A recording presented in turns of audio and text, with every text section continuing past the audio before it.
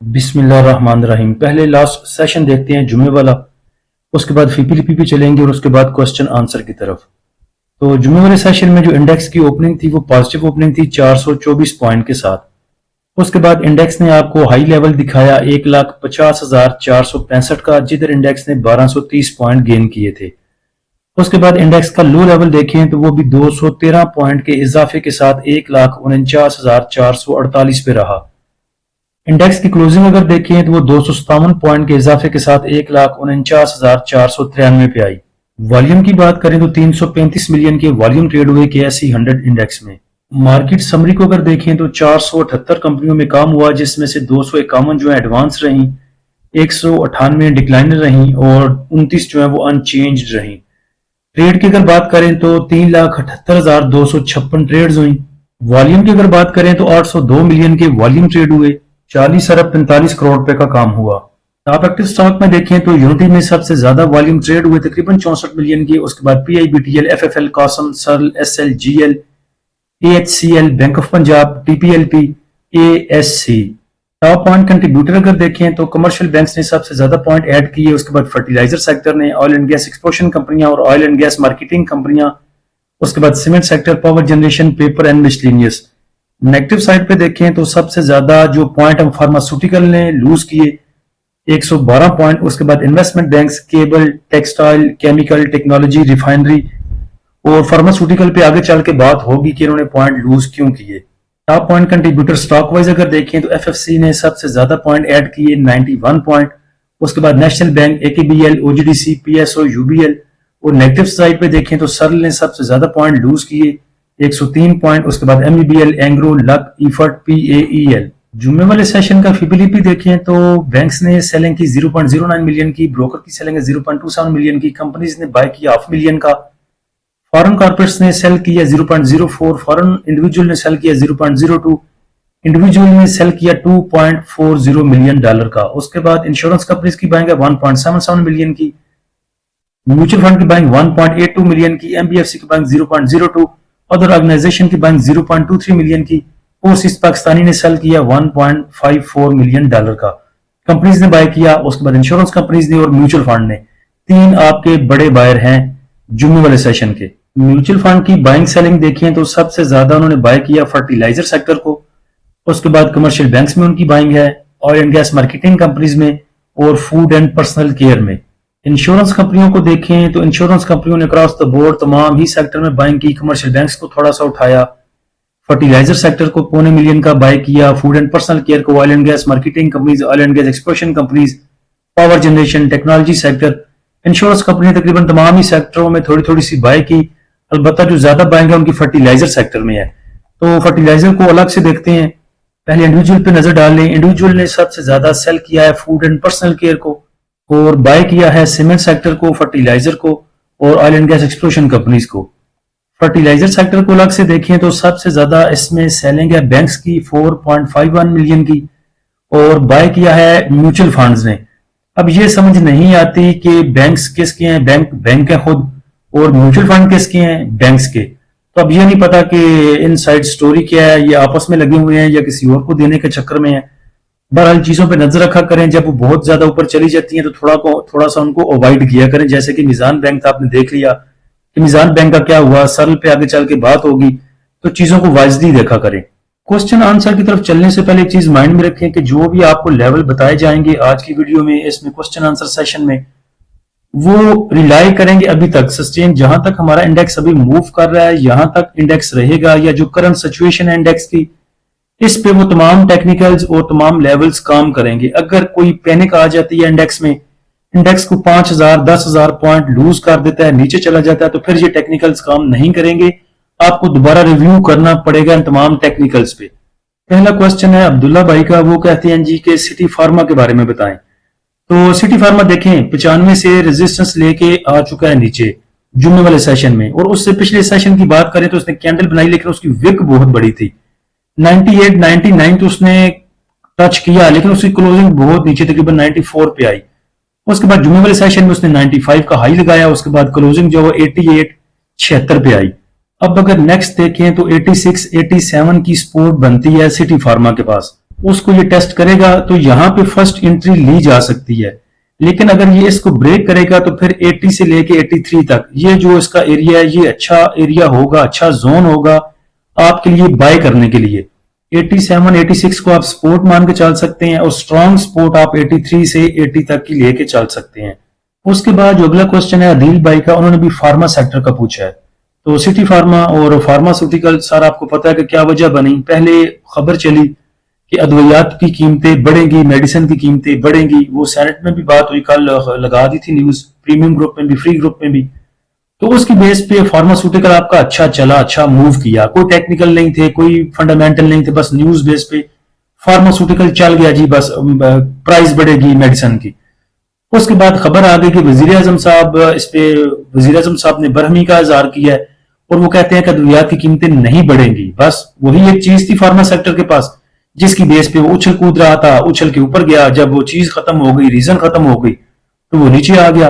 अब आप नेक्स्ट इंतजार कर सकते हैं डिप का, यानी कि करेक्शन तो आ गई फार्मास्यूटिकल में, करेक्शन में इसको बाय किया जा सकता है। और अगर मंडे ऑनवर्ड को न्यूज आ जाती है जी वजीर आजम साहब ने जो है वो रजू कर लिया अपनी बात से, यानी कि वो कहते हैं ठीक है हम देखेंगे, या कुछ ऐसी खबर आ जाती है कुछ होम्योपैथिक सी, तो फिर फार्मास्यूटिकल दोबारा आपको दे सकता है मूव। अदरवाइज अगर यही कंडीशन बरकरार रही तो वही जो पहले लेवल थे फार्मास्यूटिकल कंपनियों के वही आपको फिर देखने को मिलेंगे। उसके बाद अगला क्वेश्चन शहबाज भाई का है एसएसजीसी के बारे में कि एसएसजीसी एंट्री हमारे सेकंड एंड थर्ड लेवल के दरमियान में है और उनका कहना है कि मार्केट जो है लग रहा है कि कंसोलिडेशन फेज में जा रही है। तो क्या हमें एसएसजीसी को बाय करना चाहिए अपने लेवल्स पे या फिर चौथे लेवल का वेट करना चाहिए?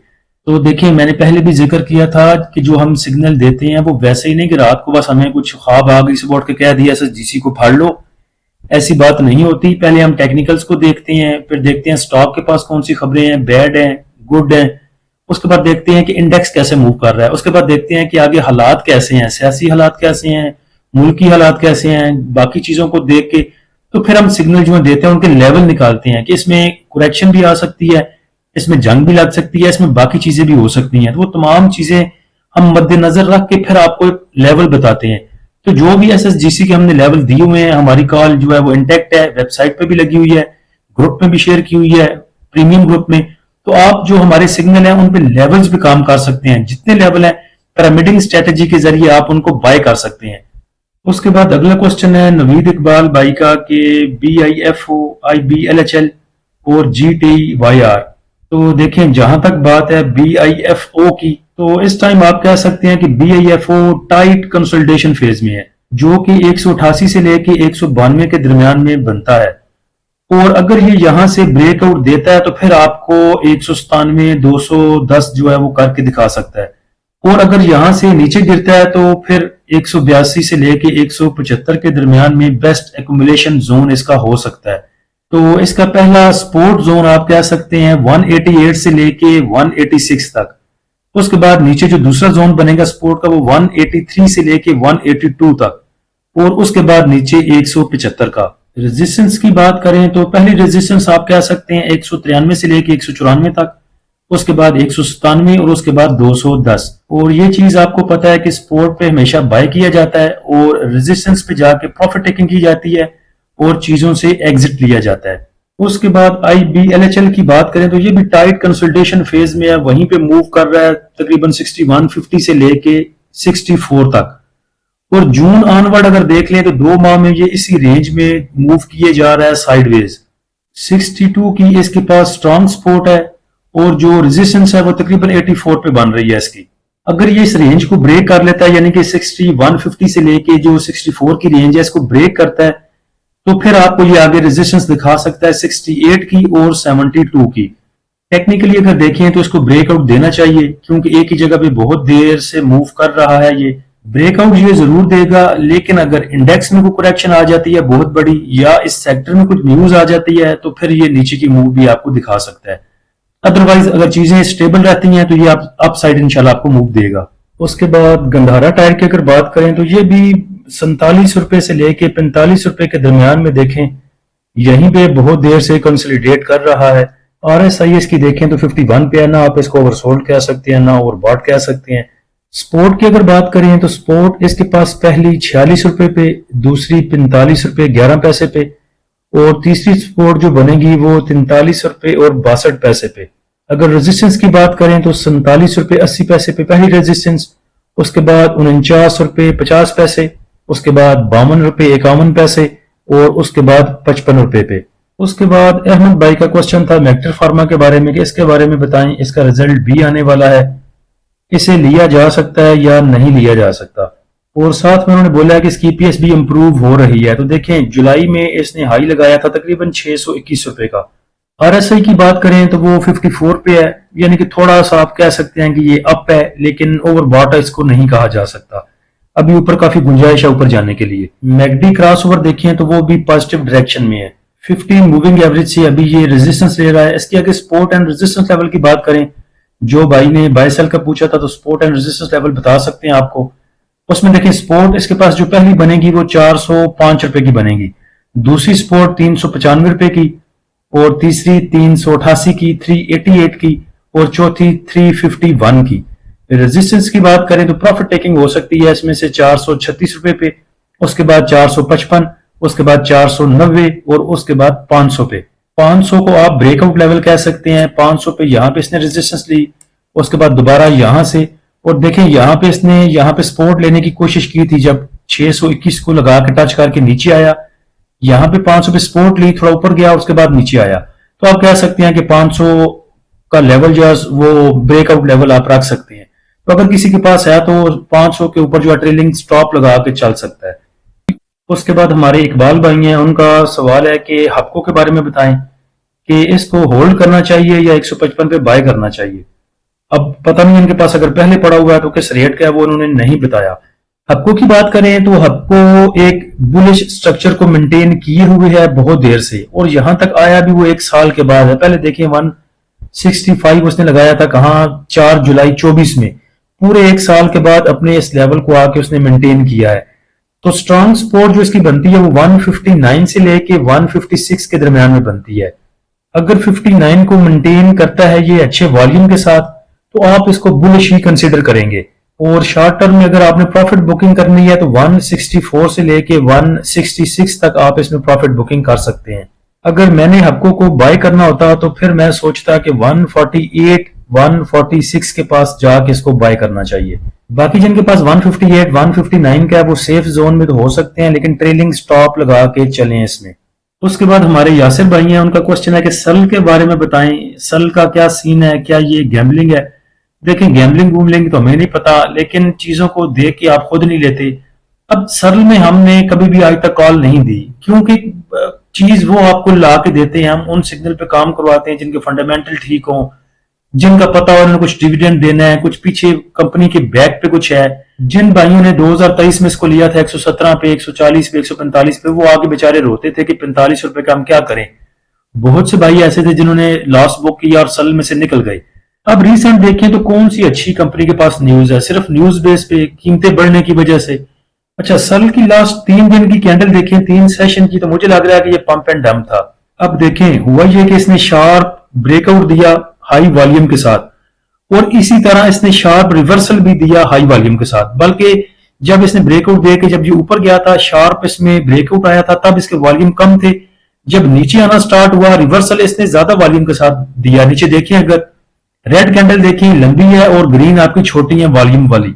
तो अगर किसी भाई ने सल लिया है तो 106 का आप स्टॉप लॉस लगा सकते हैं। अब स्टॉप लॉस की बात करें तो हम खुद तो स्टॉप लॉस नहीं लगवाते, क्योंकि वो जब हम सिग्नल देते हैं तो वो तमाम चीजें माइंड में रखी होती हैं।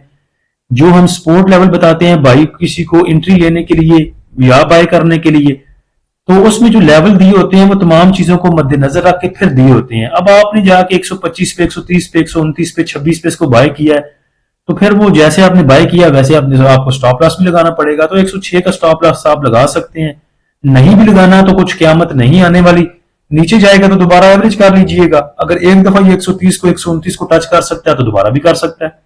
अब देखें चीजें ऊपर नीचे जाती हमें भी नजर आती हैं। सारा दिन हम कुर्सी के ऊपर एल्फी लगा के बैठे होते हैं, हमें भी नजर आता है फलां स्टॉक ऊपर जा रहा है, बड़ा जी शार्प इसने ब्रेकआउट दे दिया, लेकिन हम स्पेकुलेशन पे काम नहीं करते कि ये ऊपर जा रहा है, पकड़ लो पीछे रीजन कोई नहीं, बस एक हल्की सी खबर है, वो भी नहीं पता चलता कि फेक न्यूज है, आजकल इतनी फेक न्यूज चलती हैं और उसके बाद वही उसमें रद्द आ जाता है जी कि नहीं ये तो फेक न्यूज थी, ये वैसे ही उसकी क्लैरिफिकेशन आ जाती है। तो सिर्फ चीजों को ऊपर जाता देख के बाय ना किया करें, फिर वो आपको नुकसान भी वैसे ही देती है नीचे आके। उसके बाद दोबारा सवाल किया अब्दुल्ला भाई ने डीसीआर के बारे में कि डीसीआर के बारे में बताएं, ये कहाँ पे किस लेवल पे बाय किया जा सकता है, यानी कि उन्होंने स्पोर्ट लेवल पूछे हैं इसके। डीसीआर पे पहले भी बात हो चुकी, बड़ी तफसील के साथ बोला था कि अच्छा स्टॉक है, 27 पे भाइयों को बाय करवाया था, प्रॉफिट टेकिंग भी करवाई, उसके दरमियान में एक दफा इसका डिविडेंड भी आ चुका तकरीबन 60-65 पैसे। उसके बाद देखें तो वैसे भी ये गेन काफी दे चुका है, 27 पे अगर किसी ने बाय किया था तो अब कहां पे जाके खड़ा है 32 पे, तो 5-6 रुपए का तो वैसे भी ये गेन दे चुका। अब आप दोबारा इसको बाय करना चाहते हैं तो स्पोर्ट लेवल में आपको बता देता हूं। पहला स्पोर्ट लेवल इसका बनता है 31 रुपए 40 पैसे पे, दूसरा 30 रुपए 20 पैसे, उसके बाद तीसरा 29 रुपए 60 पैसे और चौथा नीचे 28 रुपए पे। अच्छा, 28 रुपए का लेवल देख के मुझे एक बात याद आई कि जब हम बहुत नीचे का कोई लेवल देते हैं तो भाई आके पूछते हैं कि क्या ये चीज इस लेवल पे मिल जाएगी। देखें, कोई भी चीज मिलती नहीं होती, अगले आपको खुद देते हैं। जब जंग लगती है, पैनिक सिचुएशन क्रिएट होती है, अगर यहीं पे करेक्शन आती है, डिप मिलती है इंडेक्स को, तो चीजें मिलती नहीं। जिनके पास पड़ी होती है वो देते हैं खुद ट्रे में रख के आपको, जो डरे होते हैं, जिनको पता होता है कि पता नहीं होते रहने का कंडा नहीं मार्केट का, वो खुद चीजों को ला के पेश करते हैं आपके सामने। लोर लाग पे चीजें खड़ी रहती हैं, ऐसे डिश में पकड़ के खड़े रहते हैं कि ले हमसे, और आप नहीं लेते। तो चीजें मिला नहीं करती, चीजें खुद आके दे जाया करते हैं लोग। जो पैनिक होते हैं, जिनके पास सब्र नहीं होता, जिन्होंने सल को 129 पे पकड़ा होता है, एमईबीएल को 450 पे 430 पे पकड़ा होता है, वो खुद आपको चीजें देते हैं, तो चीजें मिल जाया करती हैं। उसके बाद सेम यासर भाई ने भी पूछा है कि डीसीआर कहीं बताएं, लेकिन 3 मंथ आगे क्या एक्सपेक्टेशन है इसकी कि कितना कहां तक ये जा सकता है। तो आगे नेक्स्ट 3 मंथ में अगर देखिए तो उम्मीद है इंशाल्लाह 36.5 रुपए से लेके 37 रुपए का लेवल आपको दिखा सकता है। उसके बाद नेक्स्ट क्वेश्चन है जी वकास भाई का, वो कहते हैं जी सजेशन दे मुझे कि डिविडेंड के लिए मैं कौन से स्टॉक में काम करूं। ऑलरेडी उनके पोर्टफोलियो में इफर्ट, डीसीआर, ओआरएम, फातिमा और हबको मौजूद हैं। तो देखिए पहले भी आपके पास अच्छे स्टॉक हैं, फंडामेंटल ठीक स्टॉक हैं, डिविडेंड देने वाले हैं। नेक्स्ट अगर आपने ऐड करने हैं अच्छे डिविडेंड के लिए तो आप फैसल बैंक को ऐड कर सकते हैं, मीजान बैंक को ऐड कर सकते हैं, लेकिन मीजान बैंक की जरा कैंडल शैंडल देख लें, चार्ट देख लें, इस जगह पे इसको नहीं लेना। कोई करेक्शन लेता है तो उसके बाद आप एमईबीएल को ऐड कर सकते हैं। उसके बाद बेस्ट वे सीमेंट अच्छा है, आप इसको बाय कर सकते हैं, डिविडेंड यील्ड के लिए अच्छी डिविडेंड देता है और साथ में गेन भी देता है। देखें कहां पे था ये, 290, 273, 277 पे, अब 546 पे, तकरीबन ऑलमोस्ट डबल हो चुका है। लेकिन इसमें भी थोड़ी सी करेक्शन आने दें, उसके बाद आप बेस्ट वे सीमेंट को ले सकते हैं। उसके बाद एवीएन को ले सकते हैं। एवीएन 1 साल के बाद डिविडेंड देता है, लेकिन ये डिविडेंड प्लस बोनस शेयर देता है, तो इसको भी कंसिडर किया जा सकता है। वैसे भी कंसोलिडेशन फेज में है एवीएन और अच्छी प्राइस पे भी है। हमने इसके जो है वो स्विंग एजुकेशनल स्विंग सिग्नल भी दिए हुए हैं, तो इसमें भी आप काम कर सकते हैं डिविडेंड के लिए। नेक्स्ट मुदस्सर भाई कहते हैं कि देसी ट्रेडर पे अकाउंट मैंने क्रिएट किया है लेकिन लॉगिन नहीं हो रहा। तो जितने प्रीमियम ग्रुप वाले भाई हैं जिन्होंने फी पे की हुई है वो सिंपली जाके साइन अप करेंगे। यहाँ से ऊपर ये जो राइट साइड के ऊपर साइन अप है, उसके बाद नीचे अपनी डिटेल देंगे, full name, email address, phone number देंगे, पासवर्ड कंफर्म पासवर्ड करेंगे, साइन अप करेंगे। उसके बाद दोबारा जाके साइन इन करेंगे तो साइन इन इनका हो जाएगा अप्रूवल होने के बाद एडमिन से। तो बाकी इंशाल्लाह इनको मैं पर्सनल असिस्टेंस भी दूंगा। बाकी जिन भाइयों को अकाउंट क्रिएट करने में प्रॉब्लम है मुझे पर्सनल मैसेज करें, इंशाल्लाह जो भी उनकी प्रॉब्लम्स होंगी इंशाल्लाह उनको सॉल्व करेंगे एज सून एज पॉसिबल। उसके बाद नेक्स्ट क्वेश्चन है खालिद भाई का नेट सोल के बारे में कि नेट सोल इन्होंने बाय किया है 167 का। अब भाई ने इसको बाय किया है 167 पे जाके, जहां पे रेजिस्टेंस थी बिल्कुल रेजिस्टेंस पे जाके इन्होंने बाय किया। जहां पे हम कहते हैं कि रेजिस्टेंस पे जाके चीजों को सेल किया करो, वहां पे जाके बाय करते हैं। वैसे मैं आपकी हिम्मत की भी दाद देता हूं, मुझसे कसम उठवा ले, मुझ में इतनी हिम्मत नहीं है, मैं इतना बब्बर शेर नहीं हूं कि कोई चीज इतनी महंगी जाके बाय करूं। लेकिन आप बब्बर शेर हैं, यानी कि ये कर्ज की बात है ना, हौसला होता है बंदे में, हिम्मत होती है कि यार देखी जाएगी जो होगा, ऑल टाइम हाई के ऊपर जाके बाय कर लो। नेट सोल को 167 पे बाय करना बड़े जिगरे का काम है। अभी अगर नेट सोल की बात करें तो आप कह सकते हैं कि एक अच्छी स्पोर्ट है, अभी भी 143 की जो है वो अच्छी रेंज है, बहुत ज्यादा बुरी नहीं है इसकी। 143 से 139 तक अगर ये रहता है तो आप कह सकते हैं कि थोड़ा सा सेफ है।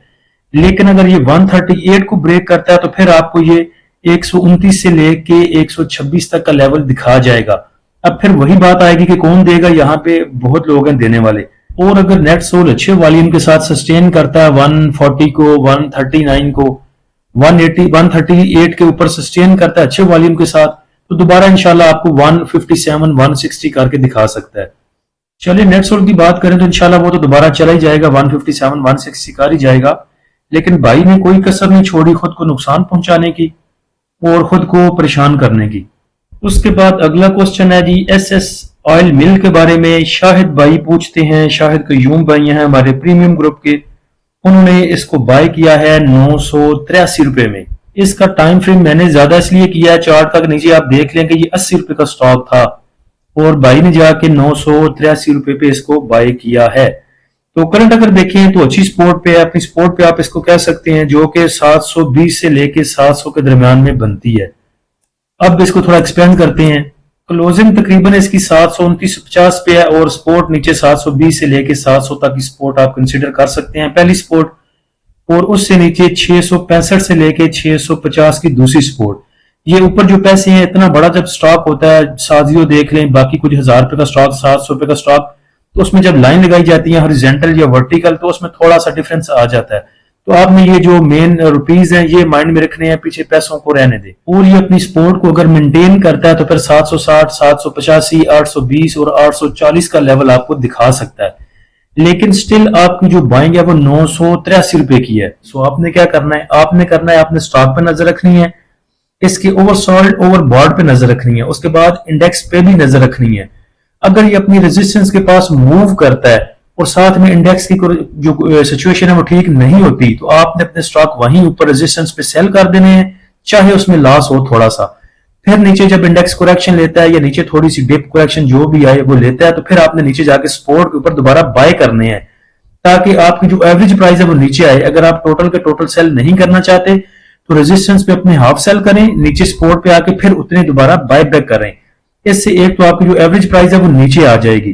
तो 840 को अगर एसएस ऑयल मिल सपोर्ट करता है, सस्टेन करता है 840 को, तो फिर 875 और 900 के दरमियान में ये अपना जो है सपोर्ट बनाएगा वहां पे जाके। तो जब 900 और 875 के दरमियान में यहीं कहीं पे जाके सपोर्ट बनेगी, तो उसके बाद फिर आप उम्मीद कर सकते हैं कि जो आपने इसको ऑल टाइम हाई पे बाय किया हुआ है 80 रुपए के स्टॉक को, वो उम्मीद आप कर सकते हैं कि फिर आपके पैसे जो है पूरे कर जाएगा। लेकिन उसके लिए जो स्टॉक अभी 730 पे मूव कर रहा है, उसको यहां पे जाके कहीं सपोर्ट बनानी पड़ेगी, उसके बाद फिर आपको आपके लेवल पूरे करके देगा। लेकिन अगर आपके पास कैश मौजूद है, आप इसको ऊपर बेच के नीचे नहीं लेना चाहते, तो नीचे जो सपोर्ट लेवल है इसके, आप वहां पे इसको एवरेज कर सकते हैं। अगर आपको टेक्निकल उस टाइम देखने हुए तो मुझे पर्सनल मैसेज कीजिएगा, मैं आपको बता दूंगा कि टेक्निकल कैसे हैं, आप एवरेज कर सकते हैं या नहीं कर सकते।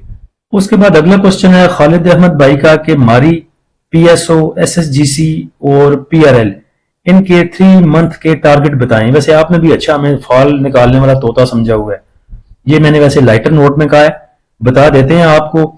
और फ्यूचर का तो अल्लाह को पता है कि नेक्स्ट क्या होना है। तो नेक्स्ट टारगेट आपने जो माइंड में रखने हैं वो सिर्फ ऊपर के नहीं रखने कि ये सिर्फ ऊपर ही जाएगा, इसने कोई रॉकेट बन जाना है। 3 मंथ में आगे पता नहीं कौन सी सिचुएशन डेवलप होनी है, चीजें ऊपर भी जा सकती हैं, नीचे भी जा सकती हैं। तो मारी की बात करें तो मारी ऊपर तक जा सकता है 715 से लेके 720 तक, और नीचे की बात करें तो 580 से लेके 520 तक, 480 भी आपको दिखा सकता है पैनिक सिचुएशन में। पीएसओ की बात करें तो पीएसओ अगर सब अच्छा रहता है, सब अच्छा की रिपोर्ट आती है, तो 600 प्लस आपको करके दिखा सकता है नेक्स्ट 3 मंथ में। और अगर कोई बैड न्यूज या कोई पैनिक सिचुएशन या कोई थले वाला काम आ गया तो फिर 280 भी, 300 भी करके दिखा सकता है आपको। एसएसजीसी की बात करें तो एसएसजीसी को अगर गुड न्यूज मिलती है, सेक्टर डेट वाली या बाकी कोई न्यूज मिलती है और अच्छी अच्छी खबरें इसको मिलती हैं, तो ऊपर आप साइड पे आपको 50 रुपए का लेवल करके दिखा सकता है टारगेट, और नीचे की बात करें तो 32 रुपए भी आपको करके दिखा सकता है। उसके बाद आ जाए पाकिस्तान रिफाइनरी की तरफ, तो पाकिस्तान रिफाइनरी नेक्स्ट 3 मंथ में आपको 37 से 40 भी करके दिखा सकता है। और अगर नीचे की बात करें तो 25 रुपए से लेके 26 रुपए भी आपको देखने को मिल सकता है। नेक्स्ट क्वेश्चन है हुसैन भाई का, उन्होंने पूछा है एफसीईपीएल के बारे में, एलसीआई के बारे में और प्रेमा के बारे में कि इनके रेजिस्टेंस एंड सपोर्ट लेवल बताएं, या दूसरे लफ्जों में आप कह सकते हैं बाय या सेल लेवल बताएं। तो बाय और सेल लेवल तो हम रेकमेंड नहीं करते, सपोर्ट रेजिस्टेंस लेवल बता सकते हैं, आप अपनी मर्जी से एंट्री एग्जिट कर सकते हैं। तो FCEPL की अगर बात करें तो पहला सपोर्ट लेवल इसका बनता है 83 पे, दूसरा सपोर्ट लेवल 80 पे और तीसरा सपोर्ट लेवल 78.28 पे या 78.20 कह लें, 78 पे 20 पैसे, 78 पे 30 पैसे। रेजिस्टेंस की बात करें तो 88 रुपए पे पहली प्रॉफिट टेकिंग हो सकती है, 91 रुपए पे दूसरी और 94 रुपए पे तीसरी। लकी कोर की बात करें तो लकी कोर इस टाइम फुल बीरिश है। पहला सपोर्ट लेवल 330 पे, दूसरा सपोर्ट लेवल 312 पे और तीसरा जो सपोर्ट लेवल है वो 292 रुपए पे। रेजिस्टेंस की बात करें तो रेजिस्टेंस इसकी बनती है 363 रुपए पे पहली, 376 पे दूसरी और 381 रुपए पे तीसरी। प्रेमा की बात करें तो प्रेमा काफी देर से यहीं पे देखें साइडवेज सा मूव कर रहा है, इसको ऊपर की मूव देनी चाहिए। अब वो कब देता है ये नहीं पता, लेकिन रेजिस्टेंस सपोर्ट लेवल्स के देखें तो सपोर्ट मेरे ख्याल से प्रेमा की तो सबको अब याद हो गए हैं लेवल्स 38, 36, 32।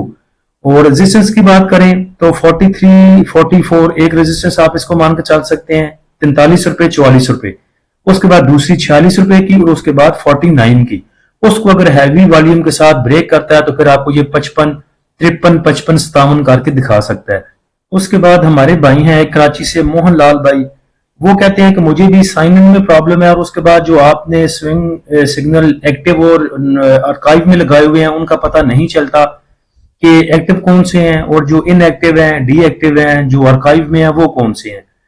तो उसके लिए देखें मैंने खुद भी थोड़ा सा फील किया कि ऊपर एक्टिव सिग्नल है हमारे और नीचे जो आर्काइव में है ये थोड़ा सा हाईलाइट ज्यादा नहीं है। आर्काइव सिग्नल जो हमारे अब डीएक्टिव है या इनएक्टिव आप इनको कह सकते हैं, तो इसमें हम इंशाल्लाह थोड़ा सा काम करेंगे। इसको बॉर्डर जो है थोड़ा सा ज्यादा हाईलाइट करेंगे, पूरा बॉर्डर हाईलाइट करेंगे, इंच का या 1.5 इंच का, 2 इंच का।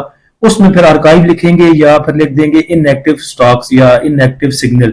तो इंशाल्लाह इस पे काम करेंगे। बाकी जिन भाइयों को साइन इन में प्रॉब्लम है वो मुझे पर्सनल मैसेज करें, उनको इंशाल्लाह उनकी प्रॉब्लम जो है वो एज सून एज पॉसिबल हम सॉल्व करेंगे। उसके बाद उन्होंने बोला है कि वेबसाइट पे जाना हमारे लिए जरूरी नहीं है, आप ये ग्रुप में ही चीजें लगा दिया करें। तो इंशाल्लाह आगे भी ग्रुप में शेयर करेंगे, पहले भी करते रहे हैं। ग्रुप में सिर्फ ये होता है कि बाकी अकॉर्डिंग टू सिचुएशन मैसेज होते हैं, वॉइस मैसेजेस, उसके बाद टेक्स्ट मैसेजेस होते हैं। तो ये जो सिग्नल होते हैं ये काफी ऊपर चले जाते हैं ग्रुप में, तो भाइयों को सर्च करने में प्रॉब्लम होती है। तो आपकी मर्जी, आप ग्रुप में इजी रहते हैं तो वहां से देख लिया करें।